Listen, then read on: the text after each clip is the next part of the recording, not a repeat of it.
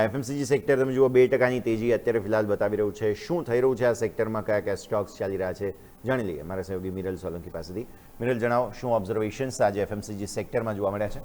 જી જરૂરથી યસ. અત્યારે જોજો તો એફએમસીજી સેક્ટરમાં તમે નજર કરશો છેલ્લા 3 મહિનાની અંદર સારી એવી તેજી દેખાવાની છે અને આજે પણ તમે નજર કરશો સારી તેજી સાથે કારોબાર જોવા મળી રહ્યો છે. એમાં આપણે વાત કરીએ આજે મેજરલી જોવા જઈએ તો સ્ટોકમાં પણ સારી તેજી છે અને ઇન્ડેક્સમાં પણ તેજી છે. એનું કારણ એ છે કે HSBCનો એક રિપોર્ટ આવેલો છે. ઓવરઓલ એમને એફએમસીજી થીમ જે છે એની ઉપર એમને રિપોર્ટ આવેલો છે. એમને જણાવ્યું છે પહેલાં આપણે એમને મિક્સ વલણ જણાવ્યું છે કે શોર્ટ ટર્મ માટે તમે નજર કરશો તો થોડું પોઝિટિવ દેખવા મળી શકે છે પણ પછી નેગેટિવ થોડું અસર જોવા મળી શકે છે. એટલે મિશ્ર વલણ સાથે એમને જોવા જતો આઉટલુક વ્યક્ત કરેલો છે. તો પહેલાં આપણે પોઝિટિવ ફેક્ટર જોઈએ કે પોઝિટિવ ફેક્ટર એમને કયા કીધા છે. તો પોઝિટિવ ફેક્ટરમાં જોવા જાઓ તો એમને એવું કહ્યું છે કે Q1ના જે રિઝલ્ટ આવશે છે એ અત્યારે થોડા સારા દેખવા મળી શકે છે. એનું રીઝન એ છે કે ડિમાન્ડ જે છે અત્યાર સુધી સારી જોવા મળી હતી અને પ્રાઇસ હાઇક જે છે એની પણ અસરના કારણે કંપનીના જે પરિણામો છે એ સારા જોવા મળી શકે છે. એટલે આ રીઝનના કારણે તમે નજર કરશો ડાબર છે, નેસ્લે છે, HUL છે, એ બધા શેરોમાં તમે નજર કરશો 2 થી 4% સુધીની તેજી આપણને જોવા મળી છે. એટલે આ પોઝિટિવ ફેક્ટરના કારણે તમે નજર કરશો તો આ બધા સ્ટોકમાં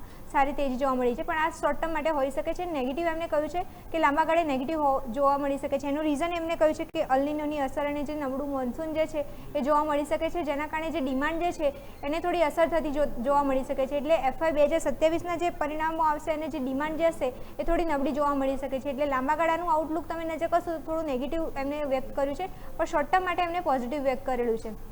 હવે આપણે ઇમેજ સામે લાવીશું કે છેલ્લા 3 મહિનાની અંદર કયા 5 સ્ટોક એવા હતા જેમાં સૌથી સારું રિટર્ન મળ્યું છે. તો ઇમેજ આપણે સામે લાવીશું. એમાં પહેલાં તમે નજર કરશો રેડિકો ખેતાન સ્ટોકમાં જોશો છેલ્લા 3 મહિનાની અંદર 51% રિટર્ન મળ્યું છે. એ સિવાય તમે નજર કરશો વરુણ બેવરેજીસ, ત્યાં 26%નું છેલ્લા 3 મહિનાની અંદર રિટર્ન મળતું દેખવા મળી રહ્યું છે.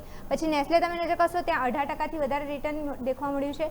પછી યુનાઇટેડ સ્પિરિટ છે અને મેરિકો છે, બંનેમાં તમે નજર કરશો 10 અને 11%ની તેજી સાથે કારોબાર દેખવા મળ્યું છે છેલ્લા 3 મહિનાની અંદર. એ સિવાય તમે નજર કરશો HUL છે, ડાબર છે, બંનેમાં તમે નજર કરશો 1 અને 2%ની તેજી દેખવા મળી છે છેલ્લા 3 મહિનાની અંદર. પણ આ ટોપ 5 એવા સ્ટોક છે જ્યાં સારી એવી તેજી સાથે કારોબાર જોવા મળ્યું છે. તો યસ, જોવા જાઓ તો અત્યારે જે રિપોર્ટ આવ્યો હતો HSBCનો એમાં શોર્ટ ટર્મ માટે જે પોઝિટિવ અસર હતી એના કારણે તમે નજર કરશો તો સેક્ટરમાં આજે તેજી દેખવા મળી છે. પણ લાંબા ગાળે તમે નજર કરશો તો થોડું એમને નેગેટિવ આઉટલુક વ્યક્ત કર્યું છે. Okay, short term view pass લાંબા ગાળા માટે થોડો જ નેગેટિવ આઉટલુક. મિરલ, આભાર આપનો અમારા સાથે જોડાવા માટે થઈને. આજે હોનાસા એટલે કે મામાઅર્થની વાત કરી ત્યારે ઓબ્વિયસલી એક સબ્જેક્ટ નીકળ્યો હતો